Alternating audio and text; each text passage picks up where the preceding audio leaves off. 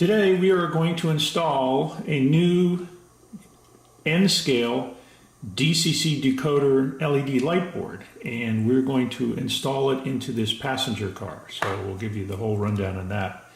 Open up the package, and inside, this particular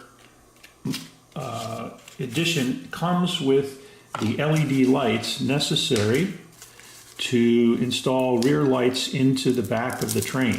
So as a convenience, we provided those. They're already very small for two LEDs, two red ones that are wired up with some lights, with some wire, and we'll show you how that goes. So that's the board, and that's the train. So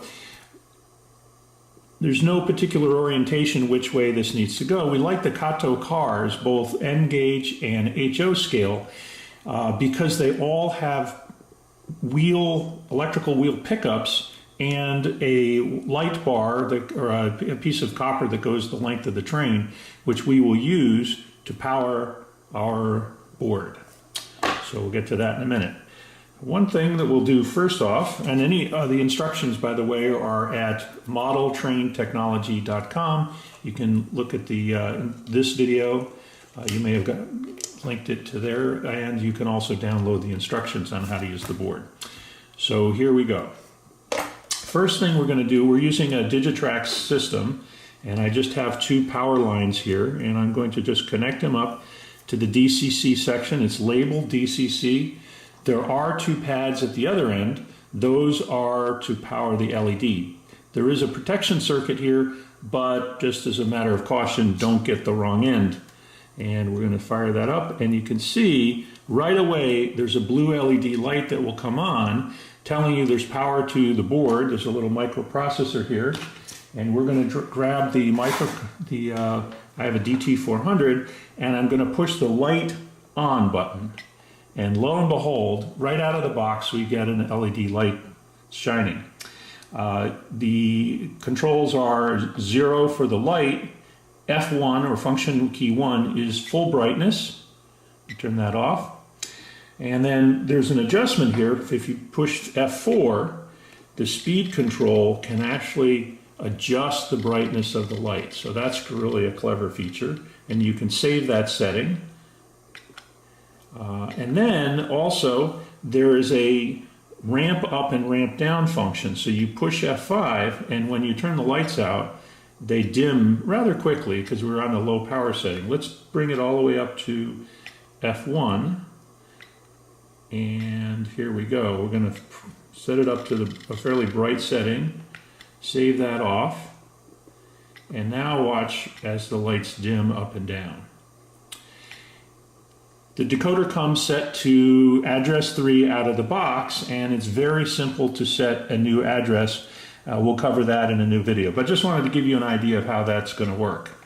Now, one of the things that I've noticed is this blue LED light, while it's fairly dim, will shine through inside the car. We've seen that people like to have the blue light to confirm that there's in fact power and the board is operating correctly. However, for the best illumination of this, we've actually have another board here, and we've painted over the blue dot with black, just simply black tester's paint. Just a dot right on the top of it. We just dipped it in and just put it on the top, and that will not harm it one bit whatsoever. And what you'll see now when we connect up the leads, you will be able to see a faint showing of the blue, but it's not enough to glow inside the car. So that's the first thing we do. Take out our testers, a little dab brush here, drop that on, and let that dry, and we're ready to go. Okay, let's get started preparing our Amtrak car for the light board. Take it out of the box, and just very gently pop off the case. And there we go. We'll just put that aside for the time being. Okay, now the next thing we need to let's go back over here. So what we've got here, because we'll be putting LEDs in one end of the car, we've got to take out this little plastic doodad. The only way to do that is in fact, to remove one side or the other, doesn't matter which one, of the lens for the passenger lights. And they're snapped into the window wells, and pretty good engineering. Just using a little tweezer, bend that out, and that little guy will come right out. It's being a little difficult today. Let's grab that guy. And there we go. Now we can take this little piece at the end out. And in fact, we need to do that because there are two little tabs here that are kind of pseudo red lights. I think that's what the intention was. So we'll just put that piece aside. We don't need that anymore. And there we go.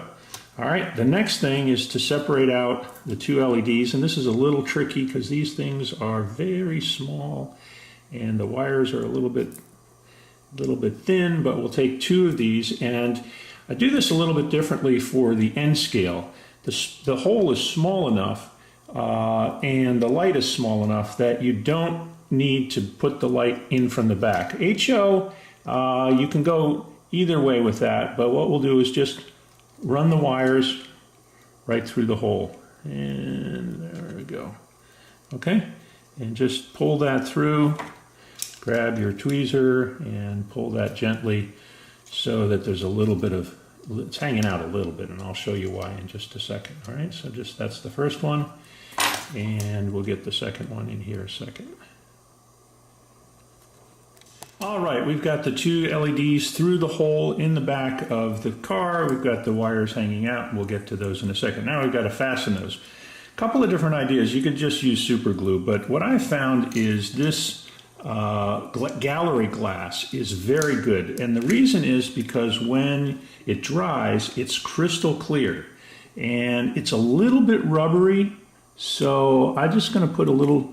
So if you really need to take this out, there is a way to do it. If you use super glue, that's it, one and done. So what I'm going to do here is push these through so there's a little bit exposed, and I'm going to take my toothpick and just dab some of this on in around all the way around the LED.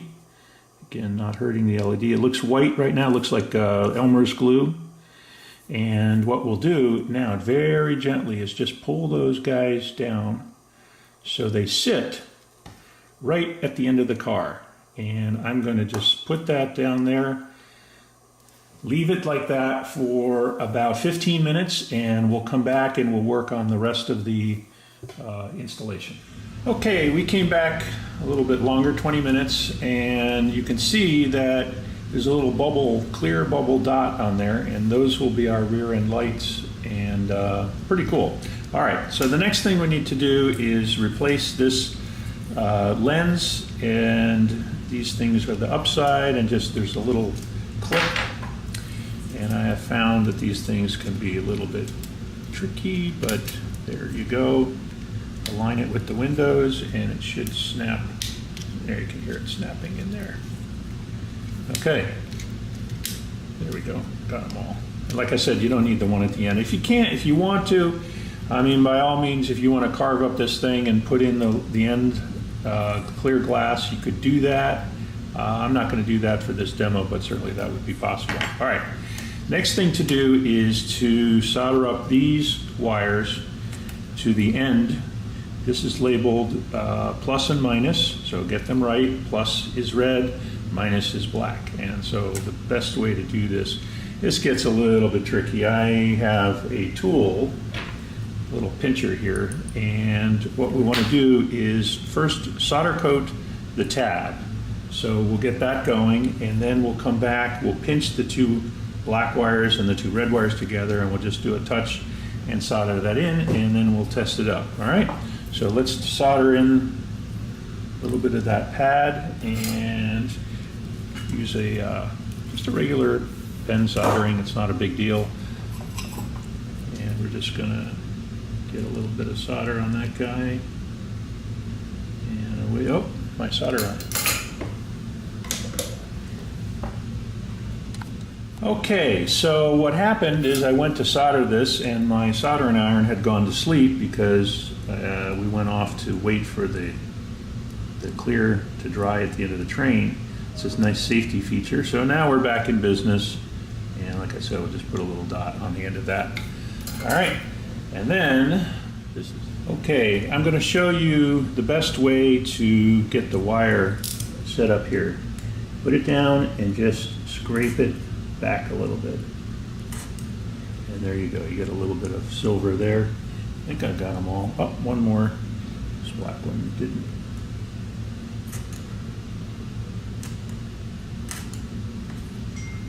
Doesn't have to be perfect.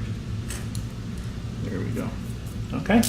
And now we're going to tin each of the ends of these by themselves. That will help the whole soldering process on just a little bit of tin on there to get these guys up here. And get that one out of the way. And here we go for the last one. Okay, so we're done with that. And now we're going to take these two, the black ones, as I said, squeeze them together. You can try to twist the wire, it doesn't really stay. So what I found is just get where the metal, the exposed part is even. And it takes a little bit of work. Here we go.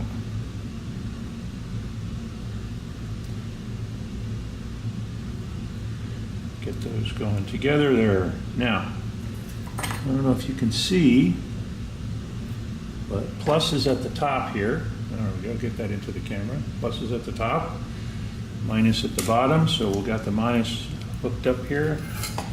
And we'll solder that little guy there.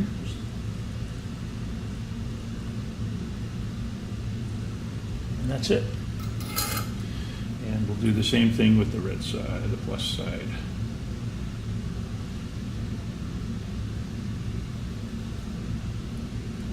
Get those lined up,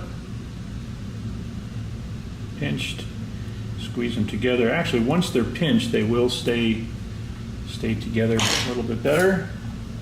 And we'll just dab that.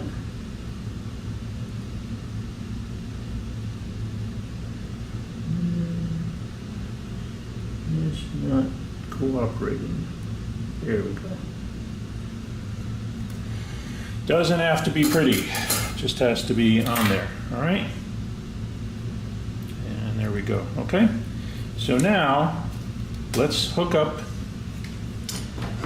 our board again. And okay, I had to reposition myself a little bit here, but let's connect up the wires, and there we go. You can, this is I've already painted the blue LED. It's on. I'm going to take my Digitrax DT400 and hit the light button, and there we go. So that's this F0 function. Turn that off. We use F3, and F3 is the light for the rear cars. Now they're kind of dim right now. So this board has a way to control the brightness. And so what we're going to do is we can turn up the brightness all the way. And there we go. And so that's all working. We'll turn it off, turn it back on. Okay? And the light board. All right, so we're all wired up, and now we just have to reassemble this.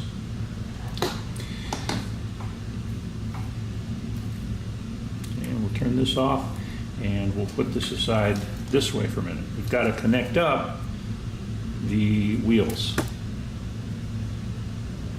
Okay, so one of the things I want to mention is that these are Kato cars, and we need to get to the copper piece underneath. Kato's lighting system has a copper piece like this that's bent, and it's designed to slide into this slot right here to connect with the copper piece that goes the length of the car on both sides. This piece of copper is then connected to their light system. It's a single LED that lights down the length of the car. I found it pretty inadequate, and that's why I decided to pick up this Model Train Technology light board. What they say is that this metal connection with the other metal connection is intermittent. It can oxidize and can give you problems. So we're not going to use that. Instead, we're going to connect directly to the light board, the metal strip underneath. And to do that, there's a series, to remove this, you know, every car will be a little different. This one has little clips, keeps it nice and tight, so we have to go down the length of the car and just push those in a little bit, and we'll work our way. This thing will pop out, and this side will pop out. And just a little fiddling while we're doing this on camera. There we go. We got really one more to go here on this side. Just push them in just gently. Take the passenger side off, and there you go. So here are the two metal strips that I mentioned. They're fairly loose. They're tapped into this little spot here. And the idea is to just solder that on and do it in such a way that we can put this back and snap it in. Which means, just for the most part, one thing. Just put a little dab of solder on the end of it and just back slightly from the edge. So we'll get a couple of pieces of wire, solder that up, and then we'll insert them back into the car. Okay, also with the kit is a connection wire. You don't have to buy that. It's a very thin wire, and it will be stripped on both ends just to get you started on soldering this up. So this is the way we go. We're going to put a little solder on this thing, and then we're going to just touch this.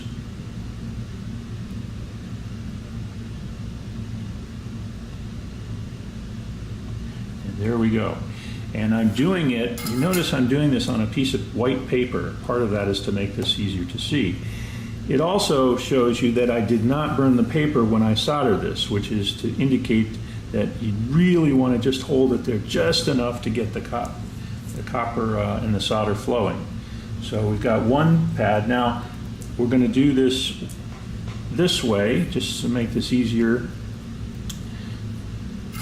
for us here. And we're going to just do another piece of dab of copper. And you can see it's already.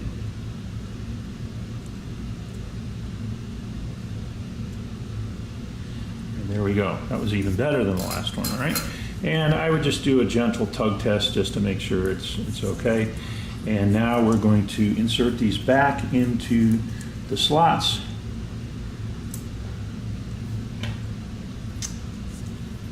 Let's do this side first. The solder piece has to be facing up. Push it into, and this is probably the trickiest part of the whole project, is getting this little bugger back in. There we go. And it's just held with a little bit of friction, just gently like that. And we'll get this one in here on this side. There we go. And on this side as well. Okay. All right. Can you see that? Now I kept the wire. We're going to cut the wire here in just a second, but I kept it connected just to keep everything a little bit easier to grab. And what we want to do here, I've got this on the wrong end. So, all right. So I'm going to just flip this around, but you can see there's two slots on here on either side. That's where the copper goes up. And so what I just want to make sure when I do this, you can see the tabs for the top car don't line up right. I've got this thing backwards. So I'm just simply going to turn the car around and reposition the wires here. Okay, we've got the two metal strips ready to go. We've got this lined up. We're going to put it in here and snap it in place. There we go. So now we have a solid connection with this wire. And what we simply do is we're going to give it a little cut. And I'm going to do it this way. I've got a lot of wire, and this is going to fold back on itself. So I'm going to cut it about midway. And there we go. You get little bit of extra. If you do it that way, you've got an extra strip. If you cut them individually, then you get 2 smaller strips. So that's why I kept it a loop. Maybe we need that later, maybe we don't, but that's a better way to do it. All right, so now we're back to essentially the same thing we did before. We'll strip off a little bit of end, twist it around, just grab a little piece on the end of that. That's pretty good. Okay, in this case, I'm going to also tin them up ahead of time.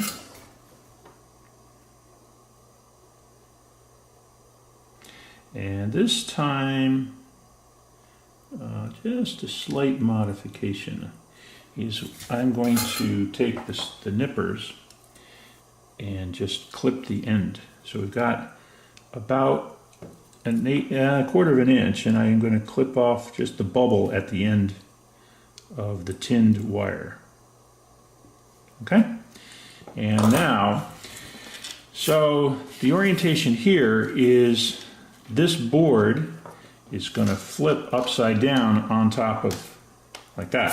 Therefore, whoops, cleaning up the space. So what I want to do is, while the train is right side up and the board is right side up, is connect and solder in these 2 pieces here. All right, so we're going to solder this in. I'm going to grab this a little bit down from the end and just grab my soldering iron and just solder that little guy right there. And then release. And do the same thing over here. This is the DCC end. It doesn't matter which end goes to which. Just that these wires are straight. That makes sense. And there we are. Okay. So the way to do this is,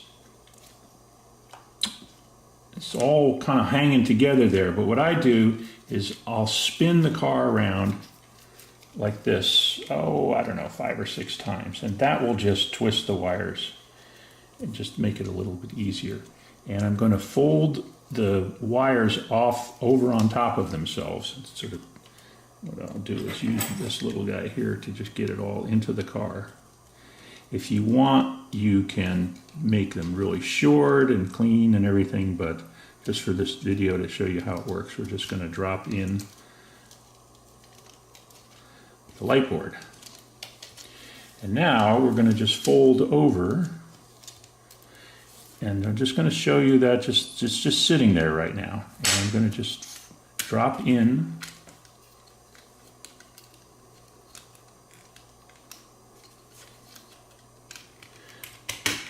And there it is. Beautiful. Okay? Now we'll pull the track out, a little test track, and we'll fire it up. Okay, I just have a short piece of track. I connected it up to the Digitrax booster, or DCS 200. I'm going to hit function 0, and voila, the lights are on, and that looks beautiful. Look at how even the lights are across the car. And let's see, so what we also did in this car, right, we have rear end lights. I'm going to hit function 3, and sure enough, we can control the rear end lights independently, and that'll be the last car on this track, on this line of cars, last car in the line of cars. And so let's also, we can go to full brightness so you can see what that looks like. Recommended usage is 50% brightness, which is about like that. It's still plenty bright. Just the physics of it are, if you run it at full brightness, it won't burn out the LEDs, but you might get a little heat. It's just the way it is. So at 50% brightness, you really don't have to worry about the heat problem. And I'm going to put it into the ramp up and ramp down mode, so you'll see it, instead of turning on and off instantly, it'll go slowly up and down. See? And that's really a visual effect, up to you. There is a CV that you can change. You can program this car and you can change it to go faster or slower, the ramp up and ramp down if you'd like. And that's how we install a decoder from Model Train Technology, LED light board into an N-scale model railroad passenger car.